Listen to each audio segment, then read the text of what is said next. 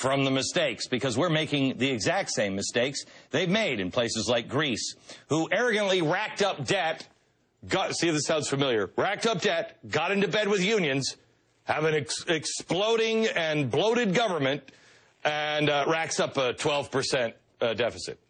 Well, that's not too much like us, because as you'll see, our deficit is only 9.9.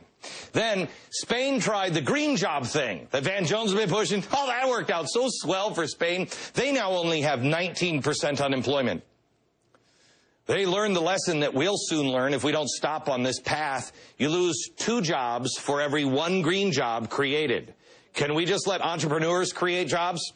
But the biggest mistake that they have all made is that all of these countries, their politicians lied to the people the entire time.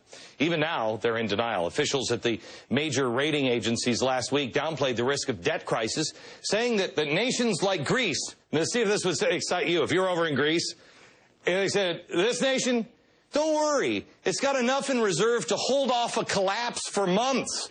Oh, well, if it's that far off, let's go to Disney World. The arrogance of these governments and the rating agencies is saying, oh, don't worry about it. We can buy a few extra months. The arrogance to think that that's going to make people happy. The politicians, the governments, the global agendas, they have all stole the future of the children in Greece, the freedom in Ireland, the freedom here. I mean, what happens when it all breaks down?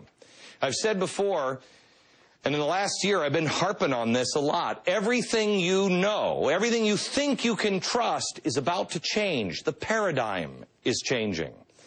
Is this the beginning? How bad will it get? If Europe comes crashing down, what happens to us? How do people who have been lied to, who have had their children's future stolen, how do they react?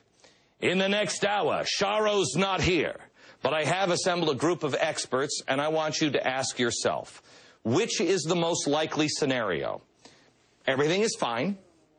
Second scenario, we're headed for a depression in Europe, and the rest of the world will be hit hard, but we'll get through it, and things will remain the way they've always been, or have been for the last 100 years. Or revolution. Insurrection. That's what the communists are calling it over in Europe, the coming insurrection. It is imperative that you look beyond the headlines and you see what is coming in Europe and how it plays out, because I think Europe is ahead of us, and the same exact seeds have been planted here in America. I ask you tonight, look to the future of Greece and of Europe so we may prevent it from being our future as well.